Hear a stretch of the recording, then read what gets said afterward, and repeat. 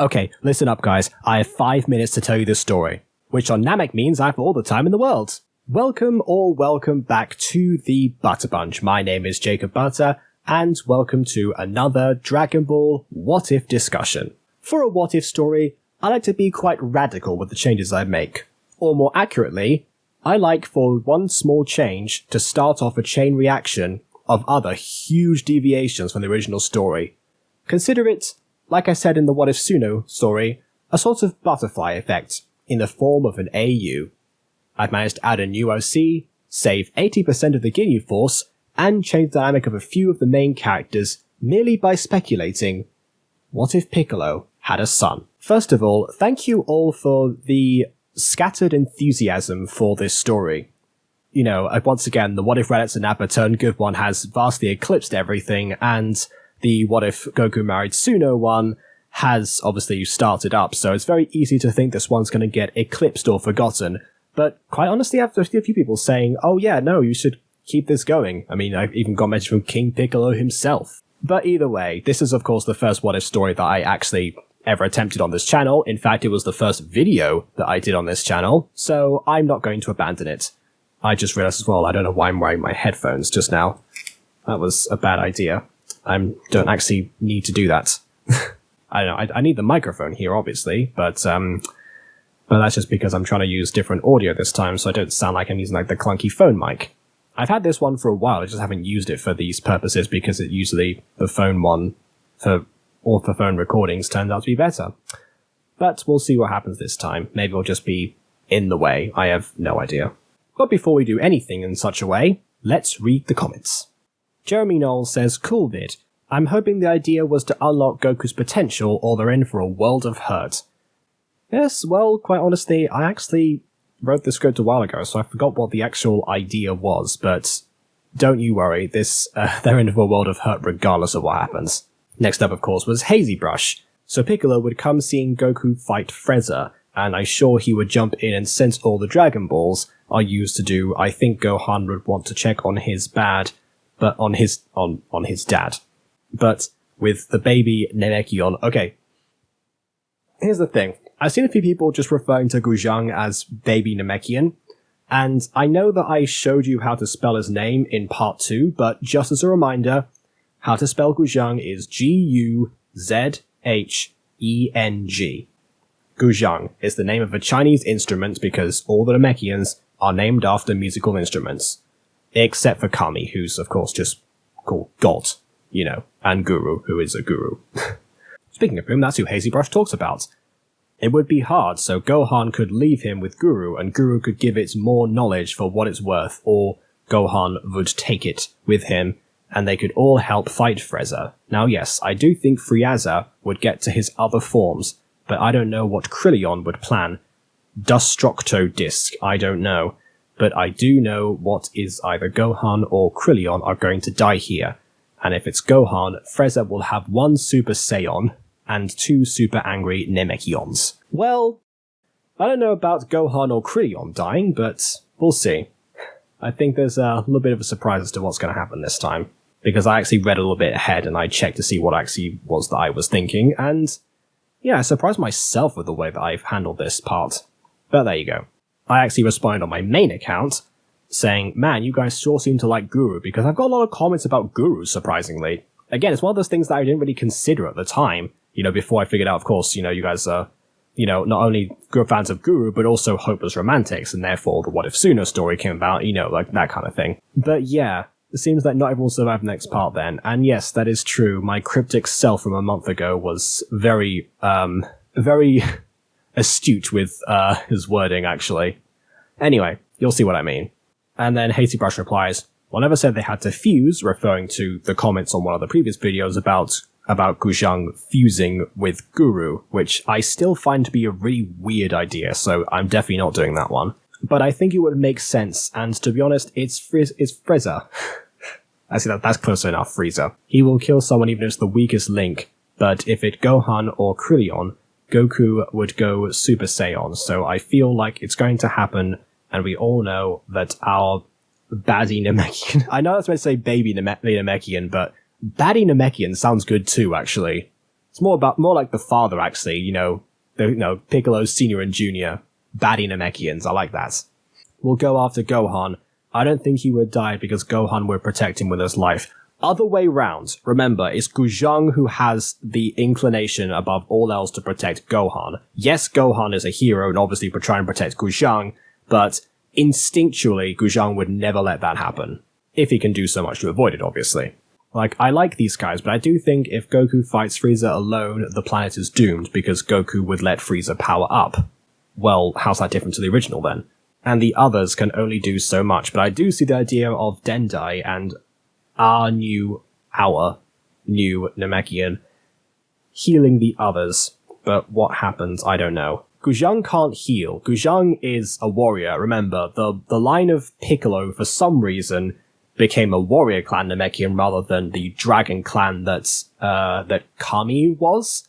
I have no idea how that happens, but yeah. Needless to say, Guzhang inherited Piccolo's warrior tendencies, so it's not like Guzhang can do anything like make Dragon Balls in the future. No, he's all about the punching and the fighting. And that just about covers it. So, without further ado, let's go back to the script. In the last part, we got to see the titular son of Piccolo, again, Guzhang, actually helping out big time against the likes of the Ginyu Force, picking up some of Vegeta's slack after he was killed by Raccoon Jason Berta not long before. Now it's Goku's turn to tag in for Nail before Frieza gets to his ship and stops the wishes on the dragon. Not that he'd have made it in time anyway, as Porunga, if you remember from the last part, had already been summoned and the wishes had been carried out. The Dragon Balls dispersed were not to be seen for another 4 months or 1 Namekian year. Bulma and Gohan looked pretty satisfied with themselves. They'd done what they came here to do. Now it was simply a matter of getting off planet. But first, they'd a ship. They then proceed to enter Frieza's ship and reenact the blaster slashing maneuver from the space station in the mirror field. See, fake Namek served a purpose. There's no point harming them, and no one dared to try anything on the two. They reach the control room and Gohan forces the pilot to show him how the ship works. Once the engine starts, Bulma enters as well, with all the soldiers watching her in fear. The feeling reminded her of the village threatened by Monster Carrot all those years ago. Everyone was scared of Bulma back then, if you remember. Rabbit ears. Dende, meanwhile, had been charged with collecting everyone else and evacuating the planet. He reaches Lord Guru's place and tells them all it's time to go. But the elder Namekian looks solemnly back at him. I cannot do this. But Lord Guru, you have to come with us. We're the last of the Namekians. We can't leave you here. No, there are others. 2 other Namekians that have seen other planets, gazed upon different stars, and are living meaningful lives. As long as they persist, the Namekians will never truly be gone. Lord Guru, they need you. I need you. I sense that this world has little time left. You do not need me anymore. The future can be forged by new life forms, with the power and heart to light our darkest moments.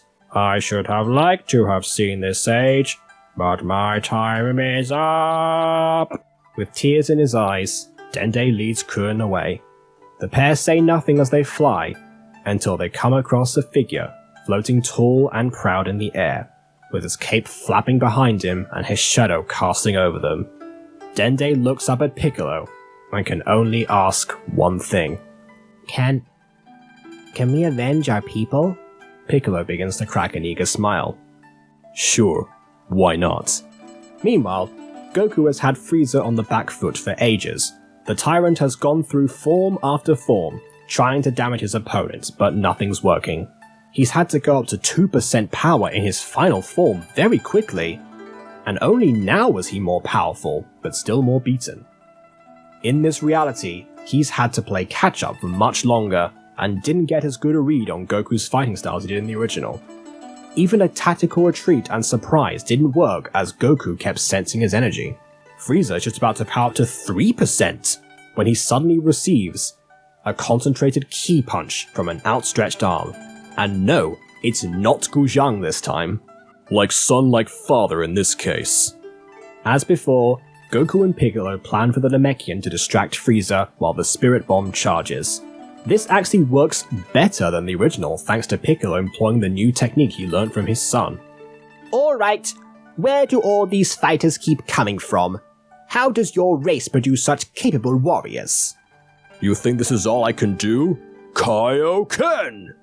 Yes, in this timeline, impressed by Piccolo's interest in training his son from beyond the grave, King Kai caves in and teaches him the Kaioken. Does he know the Spirit Bomb too?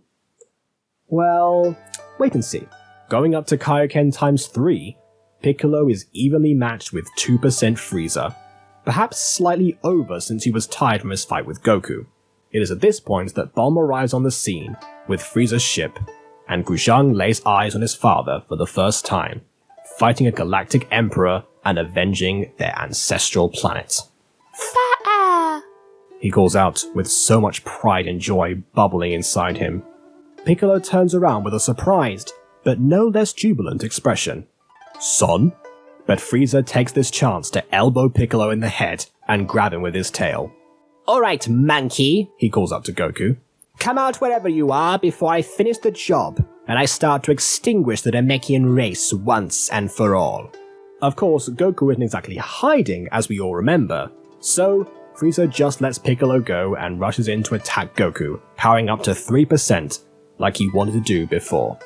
Naturally, Goku has been powering up too, and decides to also go into Kaioken.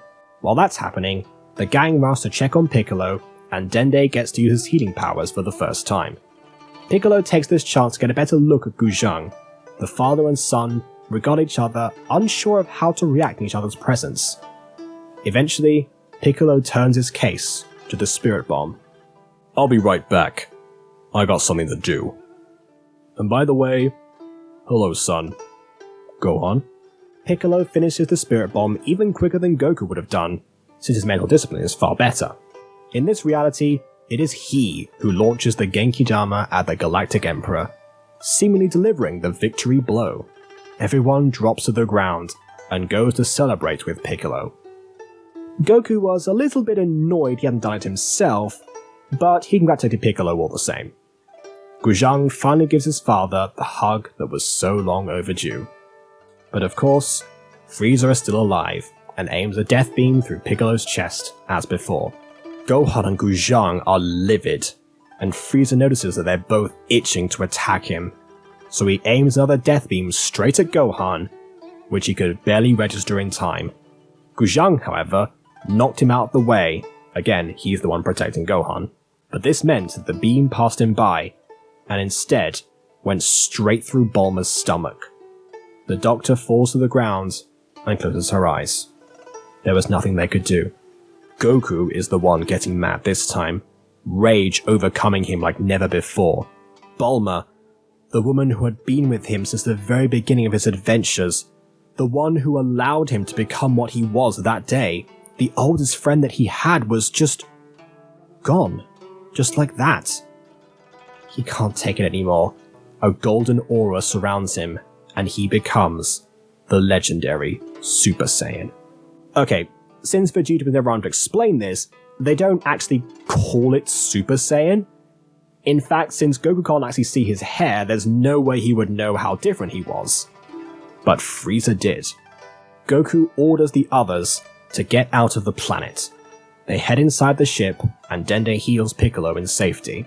As for who flies the ship, Bulma was smart enough to program the coordinates for Earth, so all Gohan had to do was press a button, and they were off. Meanwhile, Goku and Frieza have the same fight as in the original, all the way to its conclusion. This includes Frieza blowing Namek up, and Goku barely escaping. However, this time he uses Goldo's pod, since that's the only ship left over.